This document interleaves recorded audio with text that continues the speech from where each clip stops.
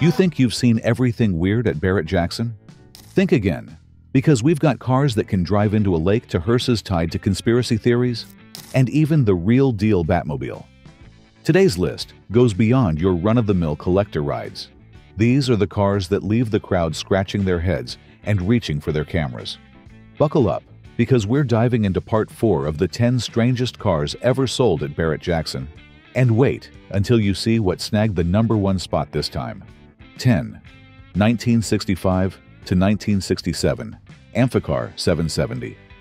This quirky, amphibious legend had folks at Barrett-Jackson scratching their heads and grinning at the same time. Car 1960 through 65, and it was a car that didn't do either thing well, drive or float, but they're so cool. The Amphar 770 didn't just drive down the street, it splashed into the water like it owned the place. You could drive it straight into a lake, pull a lever, and suddenly you're captain of your own fiberglass boat, putt-putting along at 7 mph on water and 70 mph on land, which is exactly where the 770 name came from. These weren't made in some hidden Florida shed either. Germany built these things from 1961 to 1968, cranking out about 3,878 units, with over 3,000 coming straight to the United States. They only came as convertibles, in just 4 colors: beach sand white, regatta red, lagoon blue, and fjord green. Simpler times. In 2022, one of these quirky blue swimmers sold for $161,700 at the Barrett-Jackson Palm Beach auction, blowing past its original $2,800 sticker price like it was nothing. It even outfloated most fishing boats, becoming a cult classic among collectors who just had to own the car that former President Lyndon B. Johnson used to prank guests at his Texas ranch by driving it into the lake, watching their faces turn pale before it gently bobbed across the water. There's something hilariously absurd about watching an Amphar splash off a boat ramp with the top down, twin nylon propellers whirring, while the front wheels steer like rudders. This was a car with a Triumph Herald 43 horsepower engine in the rear, tied to a 2-part land and water transmission by Hermes. The same folks who worked on Porsche transmissions, letting the propellers and wheels work independently or together depending on your adventure mode. At Barrett-Jackson's Palm Beach auction, buyers saw Lagoon Blue and Regatta Red examples up close, with the promise of cruising them straight into the Atlantic if they had the guts. Some even got custom touches. The Toad Car, a 1963 red Amphar with its Triumph engine and Porsche 4-speed manual, took 3 years to restore and came with only 25 miles since its resurrection. The electric world didn't miss out either. The Amp Car, a 1964 Amphar, converted to 100% electric by Gators Amphcars Florida, featured a Hyper 9-volt electric motor with Tesla cells, offering a 110-mile range, clear plexiglass engine cover, and a Tommy Bahama interior, turning a bizarre vintage car into a clean energy lake hopper. If that wasn't wild enough, there was the Frog Car, another 1964 Amphar, boasting a green and white alligator interior, frog sound turn signals, Bluetooth, LED lighting, and solid brass propellers. It even had a tachometer matching the original dash, ready to be the strangest conversation starter at any marina. Before we continue with the next ride, if you live for bizarre builds, rare oddities, and legendary TV cars that leave crowds speechless, give this video a thumbs up and subscribe to our channel so you never miss another deep dive into the wild side of the collector car world. Let's get back in. Number 9. 1969 Dodge Charger General Lee. The particular Lee 1, the very first General Lee that pulled off that legendary 16-foot-high, 82-foot-long jump during filming in 1978, went under the hammer at Barrett-Jackson's Scottsdale auction, raking in a cool $110,000 in 2012 when golf pro Bubba Watson scooped it up. You can't make this story up. After that jump, Lee 1 was so busted it had a bent frame, a shattered differential, a cracked windshield, and was left for dead in a Georgia scrapyard for 23 years. It became a ghost of TV history, camouflaged for background scenes, forgotten as the production chewed through hundreds of Chargers for jumps and stunts that cars were never meant to survive. Then, a man named Marvin Murphy came along, a true car lover who decided Lee 1 deserved resurrection, faults and all. This wasn't some showroom restoration either.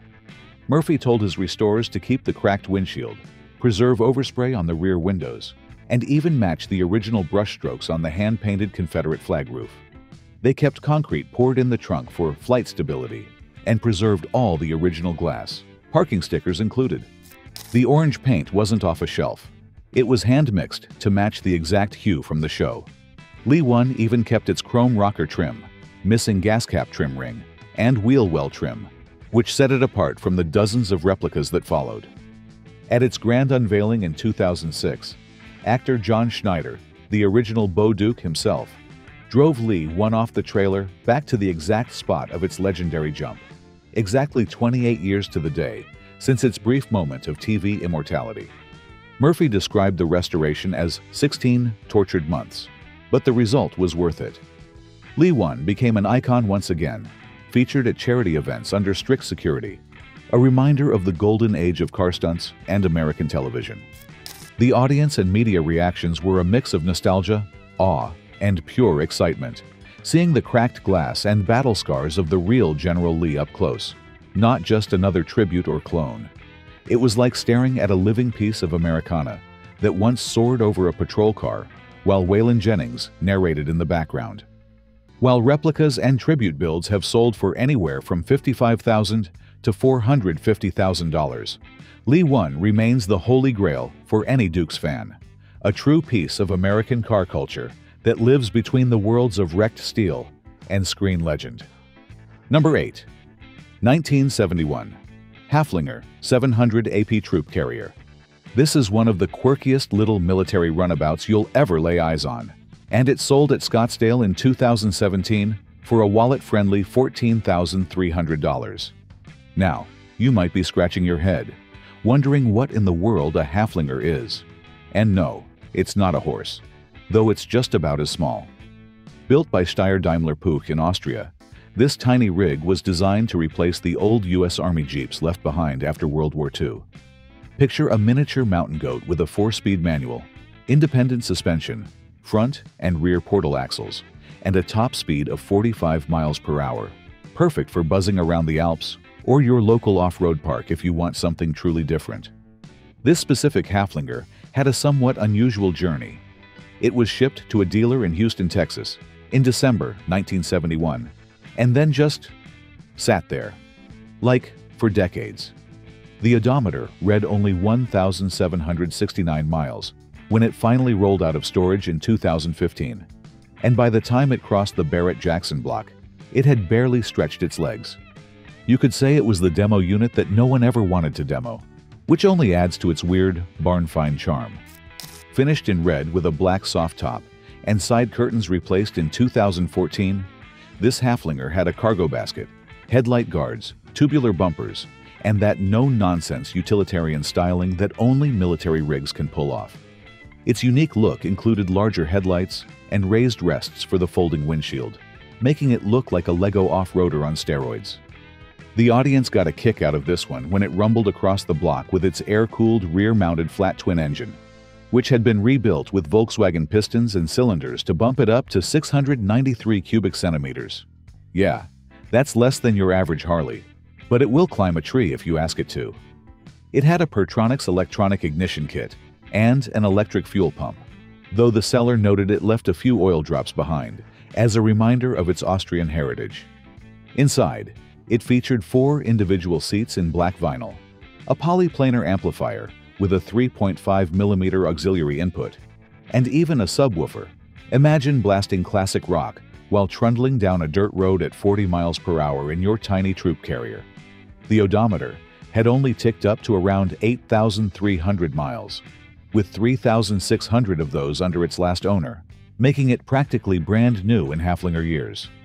The Halflinger had some battle scars, rust holes in the rear seat lids, damage to the left side rail and top framework that was repaired in 2020, and a front valance refinished in 2024.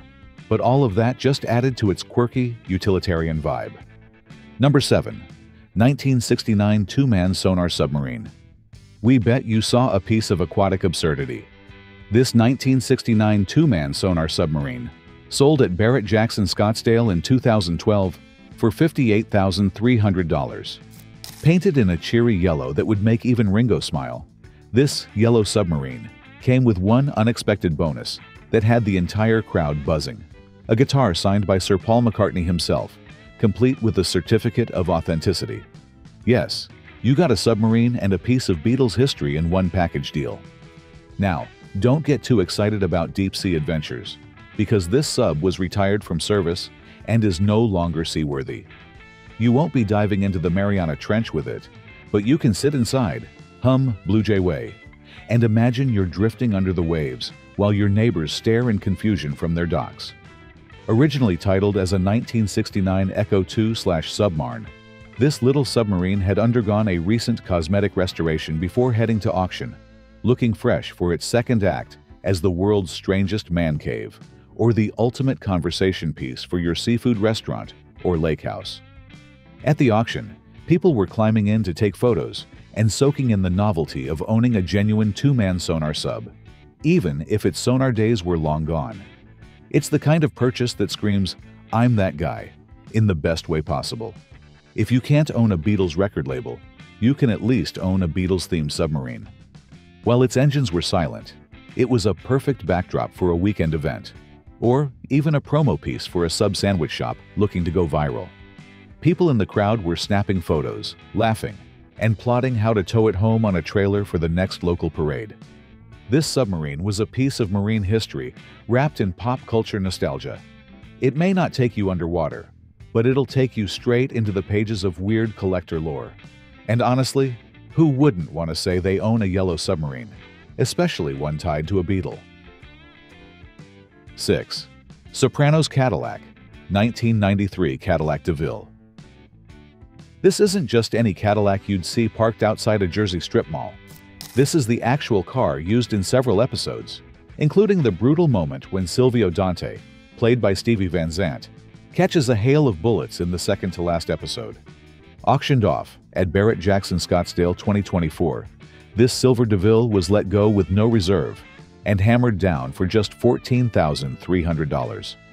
The car came with a copy of the title under Soprano Productions Inc., proving it was the real deal, and even had the TV Productions blast cap wiring still in the body panels, showing off the Bondo-filled holes that were rigged to blow for those gunshot effects. They even threw in a signed photo of Stevie Van Zandt in his Silvio outfit and an autographed copy of his book, Unrequited Infatuations. That alone should have added a few grand, but nope, $14,300 was all it took to take home a piece of La Cosa Nostra TV lore. The funny thing is, this car wasn't even Silvio's in the show. It actually belonged to Pasquale "Patsy" Parisi, but Silvio was in the passenger seat getting ready to skip town when the hit went down. Patsy managed to bail, sprinting to the river behind the Bada Bing, while Silvio, well, didn't quite make it out. The crowd at Barrett-Jackson gave a respectful nod, but there wasn't a standing ovation. Guess the 6th-gen DeVille, with its 4.9-liter V8 and 3-speed auto, isn't exactly collectible outside its TV fame, especially with its Carfax showing a front-end accident from 2006. But for fans of The Sopranos, that's the kind of damage that only adds to the story. Number 5. 1948. Tucker Torpedo, Tucker 48.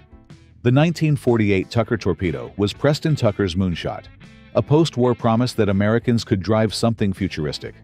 Only 51 Tuckers were ever made, and they were packed with innovations that wouldn't show up on most cars for another 20 years. Rear-engine layout, independent suspension, a padded dashboard, seatbelts, and a Cyclops Eye headlight that turned with the steering. In 2012, Barrett-Jackson Scottsdale auctioned off Ron Pratt's beautifully restored Tucker 48 for a jaw-dropping $2,915,000.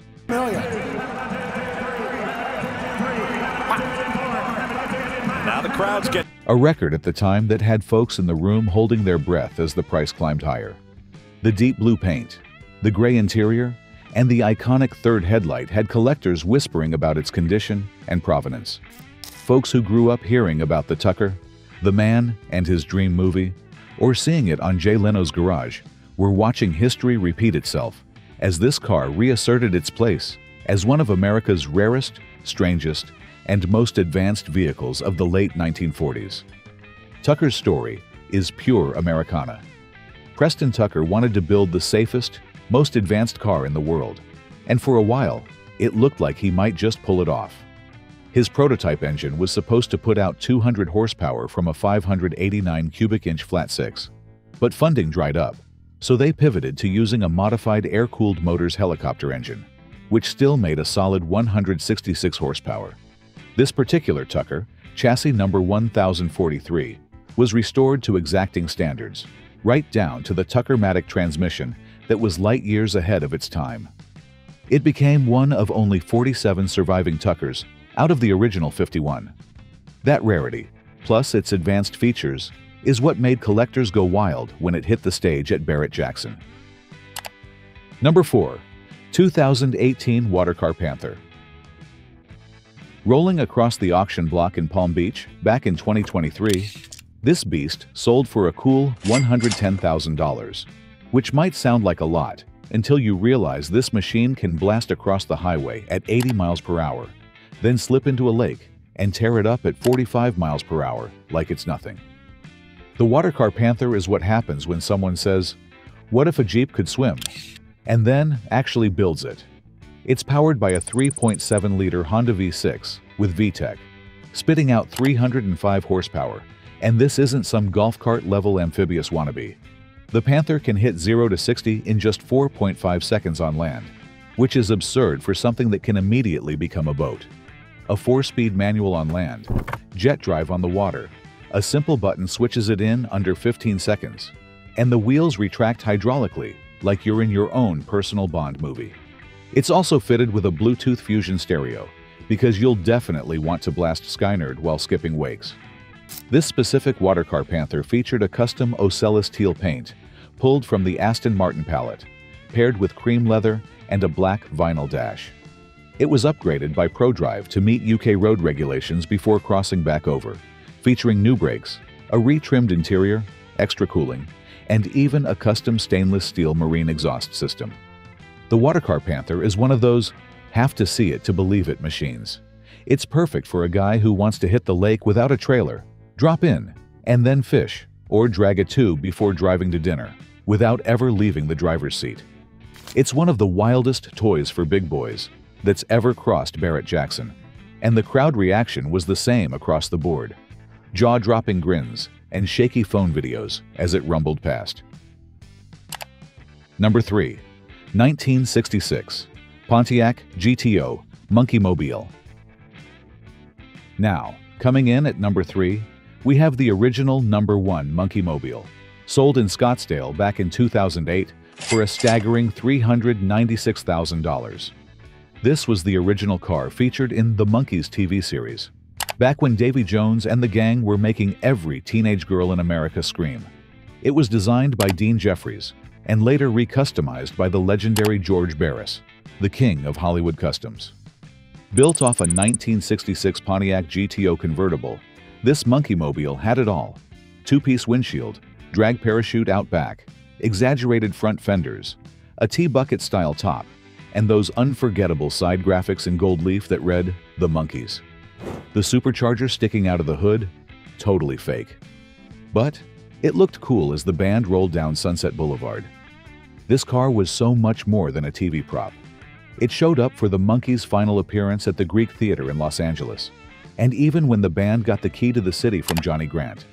It was also a centerpiece of the Barris Hollywood Star Car collection, pulling crowds wherever it went. In 2007, it underwent a frame-off, 100-point restoration by Mike Gray of Advanced Restorations, getting new life while retaining its iconic weirdness. They even threw in a modern ARC audio sound and TV system, so the next owner could blast "I'm a Believer" while reliving Saturday mornings from their youth. George Barris himself appeared at the auction, signing the dashboard for the new owner in a moment that drew cheers from the audience, who knew they were witnessing the passing of a pop culture torch. The Monkeymobile story didn't end there.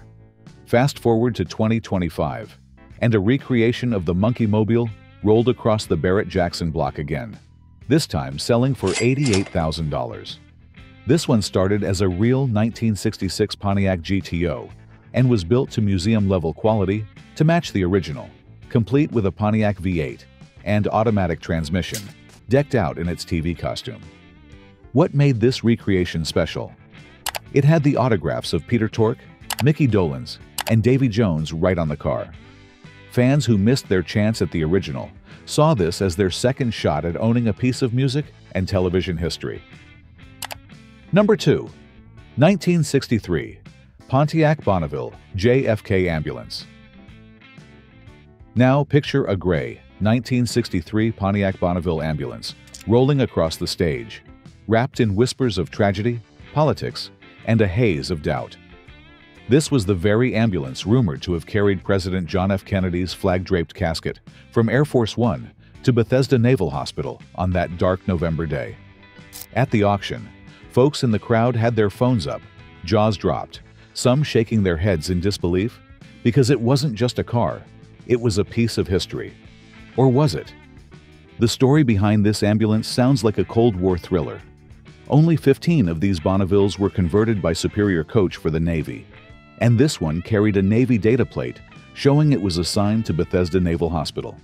It lined up with photos of Jackie Kennedy, her dress still stained with her husband's blood, reaching for the ambulance door while Robert Kennedy stood behind her.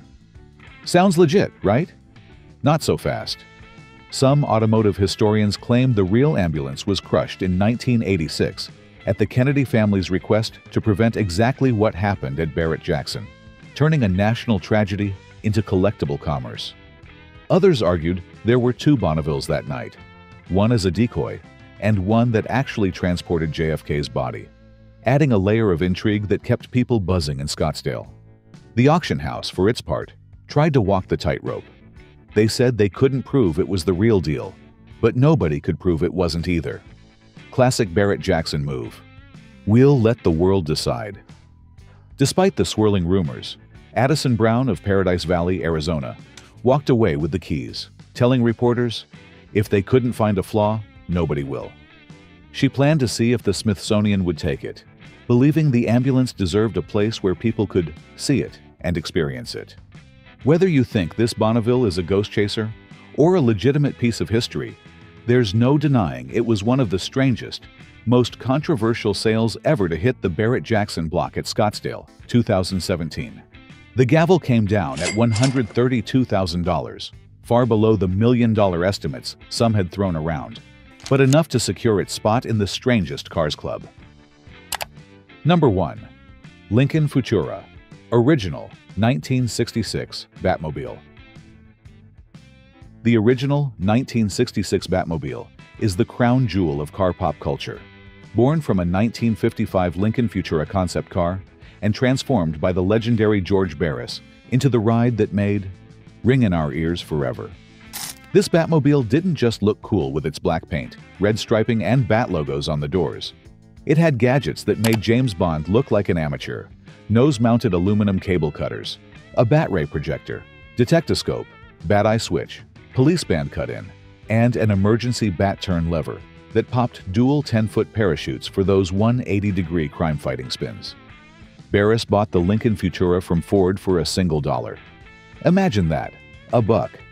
Then, he had 15 days and a $15,000 budget to get it ready for the 1966 Batman TV series.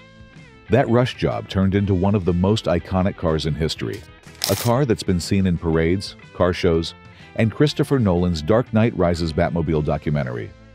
When it rolled onto the stage at Barrett-Jackson in 2013, George Barris himself came along for the ride, offering his personal Batmobile jacket to the winning bidder, Rick Champagne, a Phoenix area logistics executive and lifelong Batman fan.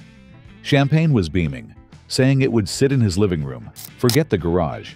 This thing was living room worthy. What makes this Batmobile so special isn't just the gadgets or the fact that it's instantly recognizable to generations of Americans. It's that it represents a simpler time, a moment when you'd come home from school, grab a soda, and watch Batman and Robin soar out of the Batcave in this exact car. There it is, another round of the weirdest and most wonderful rides ever to roll across the Barrett-Jackson stage. If these stories made you shake your head and smile, Go ahead and subscribe to our channel now. We've got plenty more countdowns packed with strange finds and automotive legends coming your way. And trust us, you don't want to miss what's up next.